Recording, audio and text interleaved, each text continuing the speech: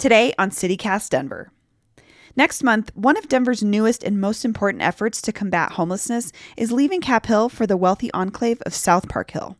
And of course, not everyone is thrilled about that. Park Hill United Methodist Church is offering up the church's parking lot off Montview and Glencoe. Speak to all the neighbors before you made this decision. Not all neighbors are on board. But regardless of where it's located, the Temporary Safe Outdoor Spaces program is doing a lot of good. I'll talk to two people behind it about why they think it should continue. This is a part of a political process, and we are doing this because we live in a city where there's 1,000 people sleeping outdoors, and things don't have to be that way. Today is Monday, May 3rd, 2021. I'm Bree Davies, and this is CityCast Denver.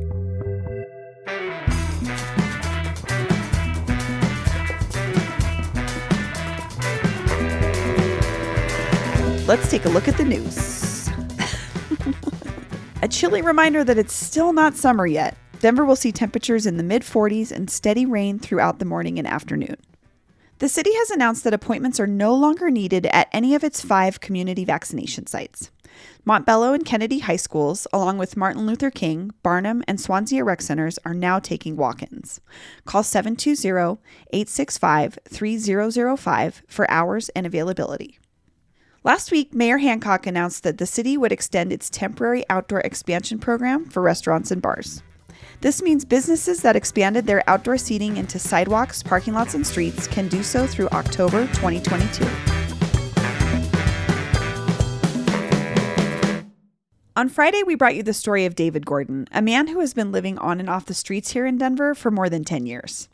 He talked about finding a temporary home at a new kind of shelter called a safe outdoor space. Here's how David described it. It had a good, safe feeling. And the tents were, they look nice. You could tell it was temporary, but it felt permanent enough.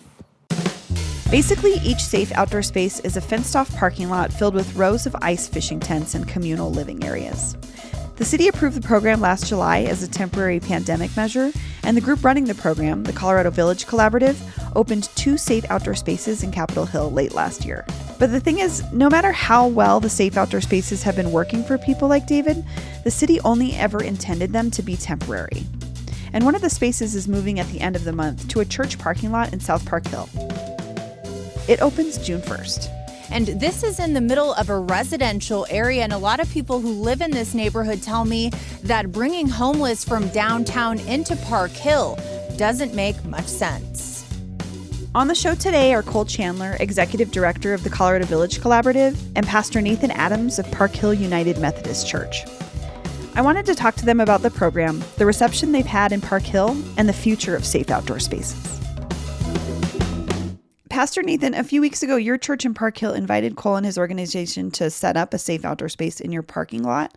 Can you talk about what brought you to that decision? At Park Hill UMC, we have a long history of trying to do our best to live out our faith, and the understanding that Christ calls us to love our neighbors and to love them as ourselves.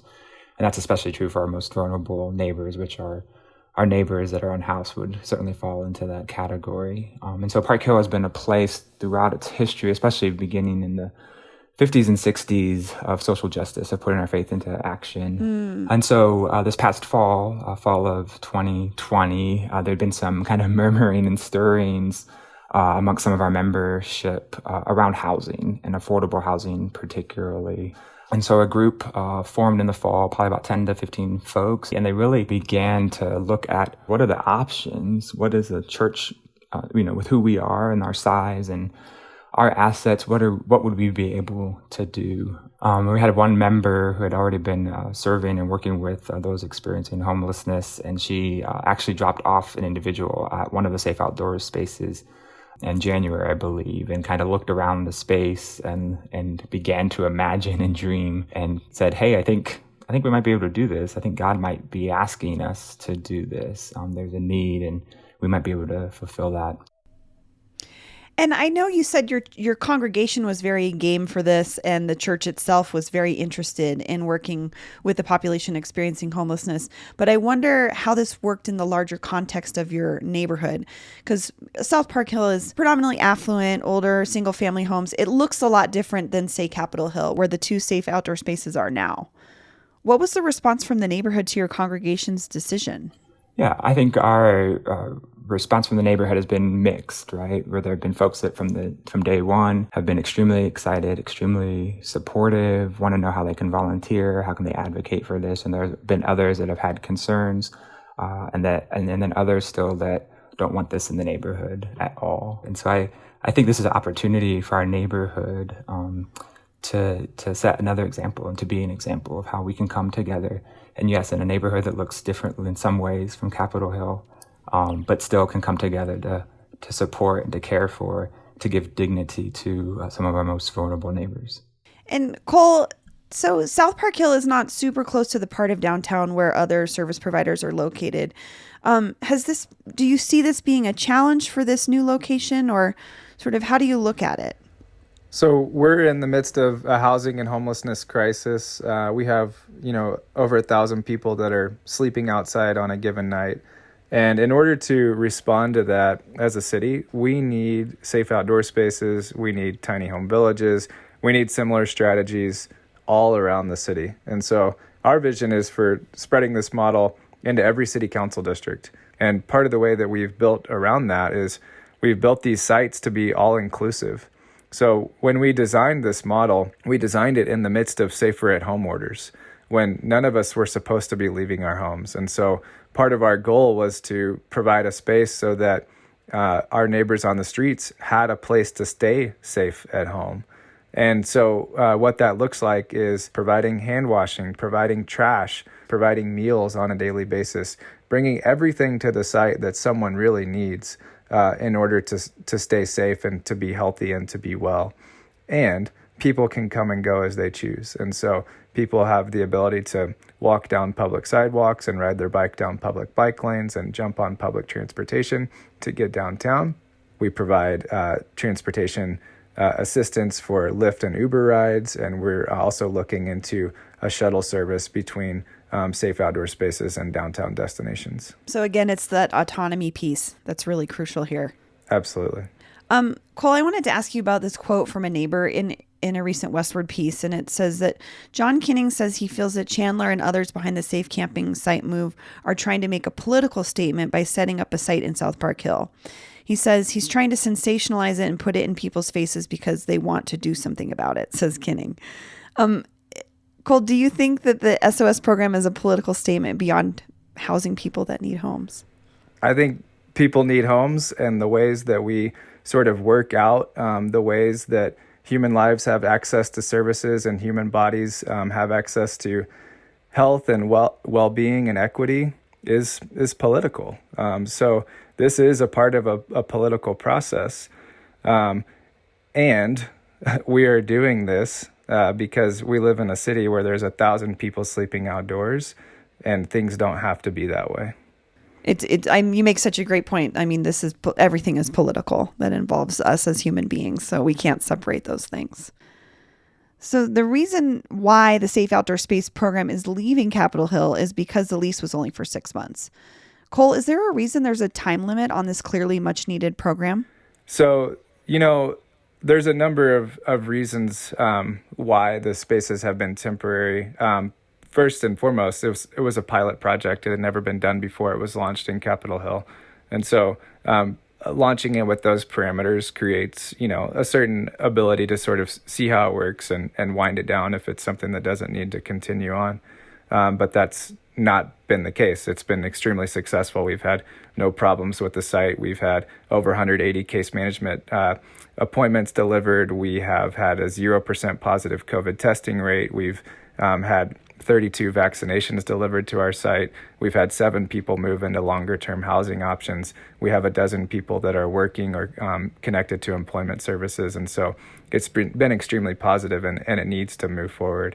But then as we look at it moving forward, we are looking for a variety of land options, right? And so a piece of our longer term strategy is to think about longer term land acquisition. But we're a small nonprofit with a small budget, and we're not in a position to be owning land at this point. And so for us, a very important partner and a very important piece of the puzzle is congregations that can make their land available.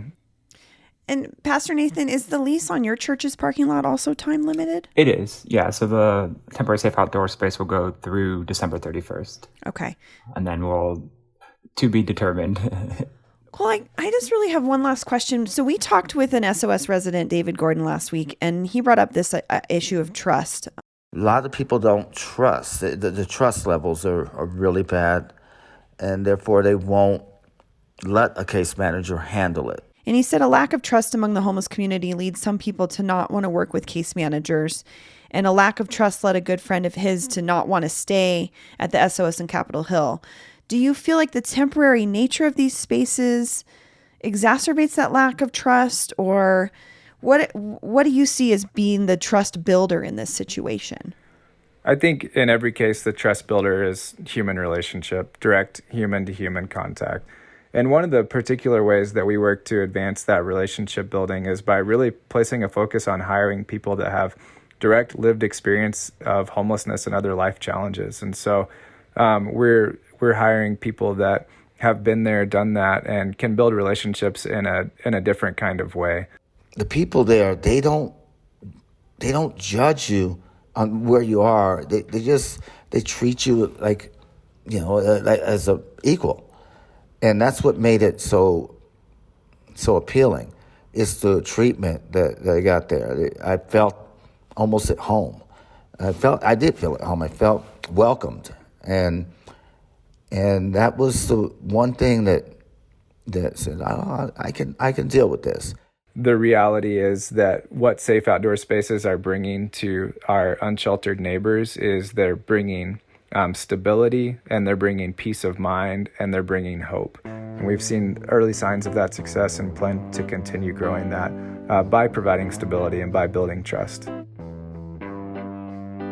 Again, we don't want to have the need to provide temporary safe outdoor spaces, but the need already exists. And so since the need exists, how do we shift and to say, look, we have the resources, we have the people, we have the will to make this happen, and we get to do this. We get to make 50 or dozens of new friends, dozens of new neighbors, dozens of new relationships. And so to my colleagues and others, just like I did with some of the pastors at the two current safe outdoor spaces, I'd say, give me a buzz, shoot me an email, and let's go for a walk, let's have a cup of coffee, and we'll talk about it.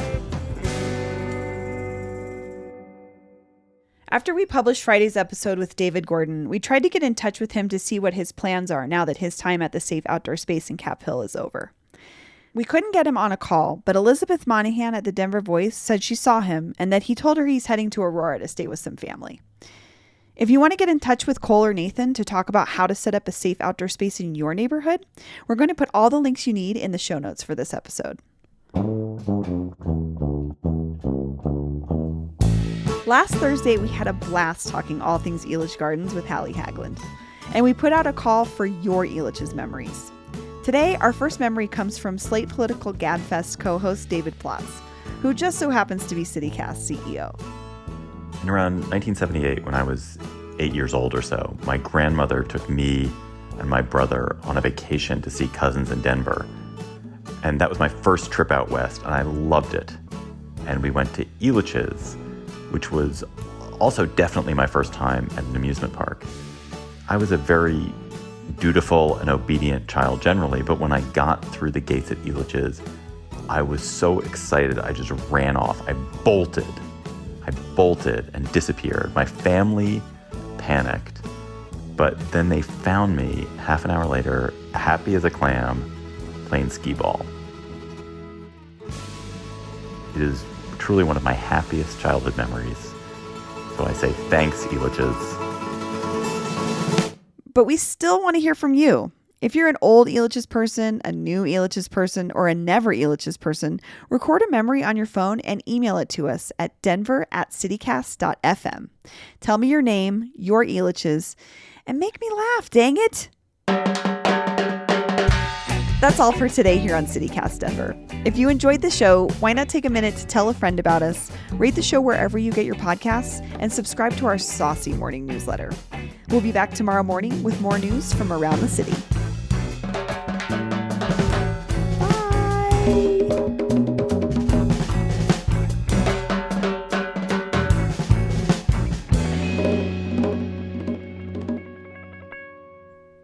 Who just busted through the wall like the Kool-Aid Man? It's the news. Oh, yeah.